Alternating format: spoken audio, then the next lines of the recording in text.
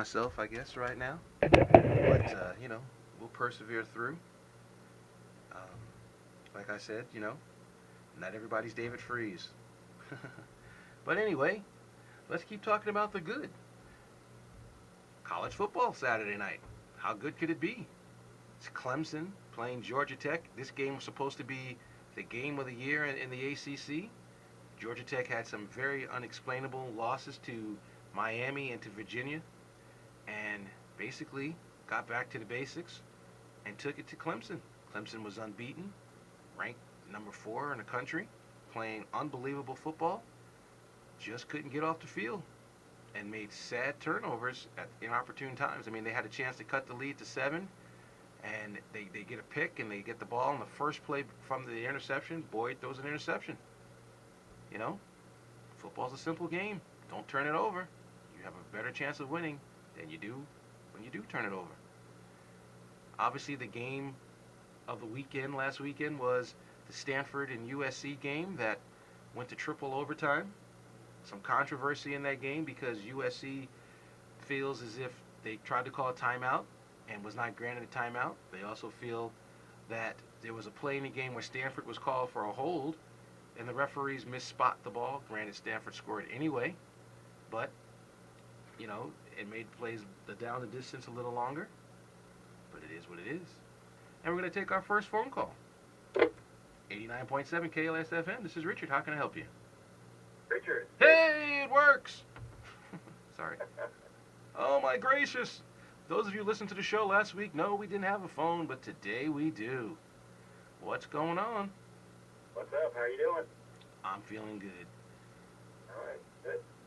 Well, last week I gave my picks to you via text. Yes, sir. To listeners. I had a little bit of a mixed bag there. My start terrain didn't work out very well at all. Fully swung and missed. Well, the Redskins. Go ahead, sorry. The Redskins are just a mess, so I would just stay as far away from anything to do with that team. That was the lesson I learned last week. You have to learn it sometime. Right on. Carolina running back sitting was the right call. Those guys were awful. 5 points for Stewart, 3 points for Williams. Well, we're going to talk running backs in my bad section because it seems there's an epidemic around the National Football League. It seems like every running back in the league is hurt. Yeah, well, maybe that'll get rid of some of these timeshares at least. So what do you got for this week as a player to start? I really like Vincent Jackson going against Green Bay. You know, Vincent Jackson's kind of been up and down, probably a little bit frustrating to fantasy owners. But Green Bay's corners are weak, and their offense, as we know, world beaters. So basically expect San Diego to be playing from behind pretty much right off the bat. It's going to be a good game, and I can't wait to watch it, but I think they'll be playing from behind. That's going to mean a lot of throws to Floyd, to Jackson, to Gates. And, last week the Chargers lost that heartbreaker. Just unbelievable finish to that game. Jackson wasn't really targeted that game. So, you know the way I feel about this. I've said it before on the show, that they're going to be working him into the game plan all the more this weekend based on the fact that they didn't last weekend. They're going to look at what they did wrong, and that's going to pop up to them. Yeah, that shootout written all over it this game. I mean, Packers coming off a bye week. You know they're going to have some tricks up their sleeves on the offense. And Phillip Rivers obviously trying to save face after that debacle at the end of the game last week. Yeah, I'm expecting a shootout. As long as the weather cooperates out here, it's raining, so it could be muddy conditions, but I'm still expecting a shootout. That would be interesting. And actually, speaking of the weather conditions, you actually jumped ahead to something I was going to talk about in the pickup section, but talk about that in a minute.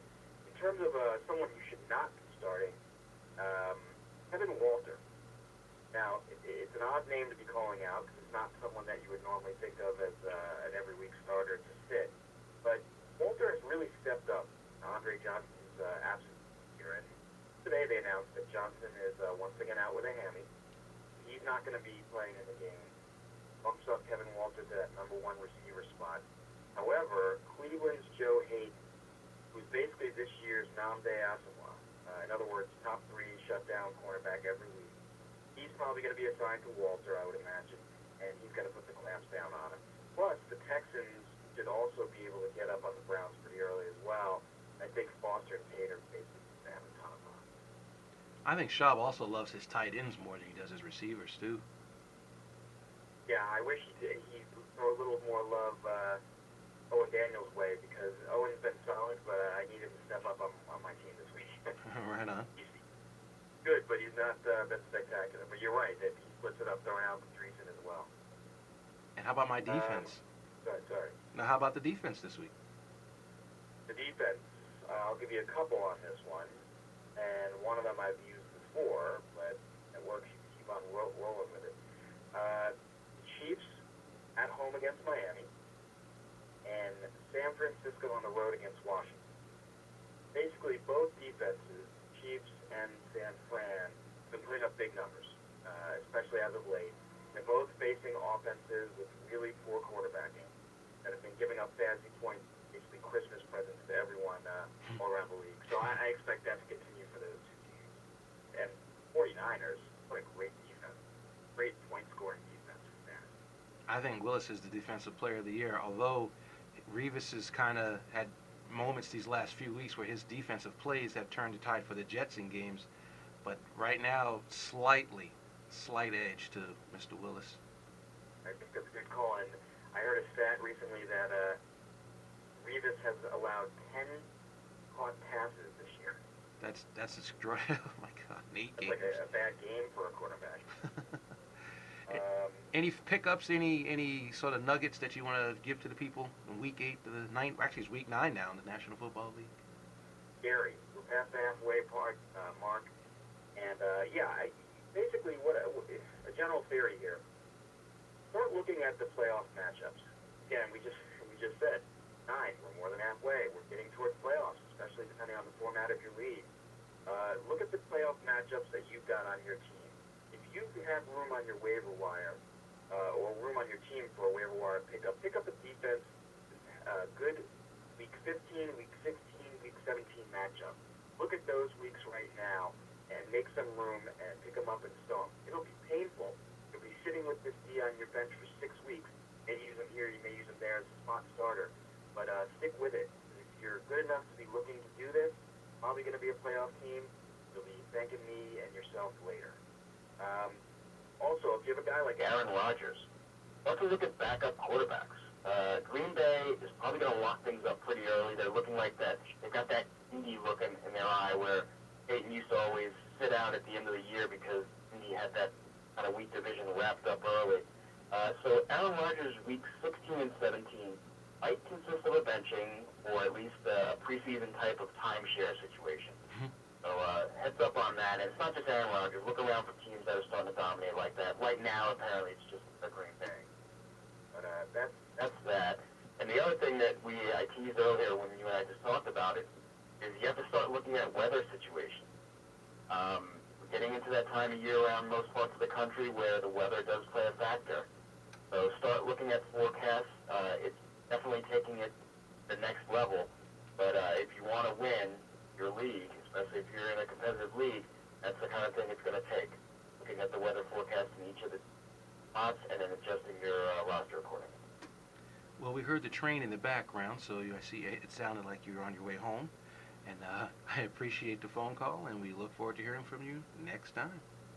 Always a pleasure. Thank you so much. All righty. Take care. Bye. 89.7 KLES FM. That is David from New York. For those of you who don't know, he calls weekly to give us fantasy football updates and things about fantasy football to sort of help us play the fantasy sports very well. And if you're smart, you listen to what he has to say because he tends to know exactly what he's talking about. And we will continue our discussion about college football. Obviously, we are right now, getting ready for the epic matchup of the season, supposedly. The LSU-Alabama game is supposed to be, the game of all games. And in my opinion, I think that it's kind of an overblown, overhyped game because in my opinion, I don't feel Alabama has played anybody all season long. I mean, if Penn State is their signature game of the season, well, LSU, has tons of games that supersede that. I mean, just playing Oregon to start the year and then playing West Virginia in Morgantown. I mean, LSU has played all their toughest games on the road, and they don't seem to be phased by being where they are. I think LSU is a better football team. I think that they can physically dominate teams on the offensive line and defensive line. And it's just sad that, everybody is picking Alabama. And granted, I know college football home games are bigger in college football than in pro football because if you're just better than somebody, you're just better than somebody. But, you know, it's very, in my opinion, it's very strange that LSU can dominate as much as they've dominated and still not get the love that they deserve. I mean, I can't explain why Alabama is a 5-point favorite. Alabama, to me, hasn't shown. I mean, yeah, the defense has only allowed, 6.9 points a game, and, their offense, as two young quarterbacks who haven't played in this type of game. I don't know why they're being favored, but, hey, I guess that's why they play the games. And that's why I say before about Stanford. Stanford, in my mind, hey, stop hating Andrew Luck, Phil Simms. I mean, didn't we just have a whole offseason of people criticizing Cam Newton saying he can't, and he's doing? Get off these people's backs. Let them play, and they will prove you wrong. Some more good, and we'll end this good section. Tony Stewart won his third race in the Sprint Cup Series. There's 3 races left.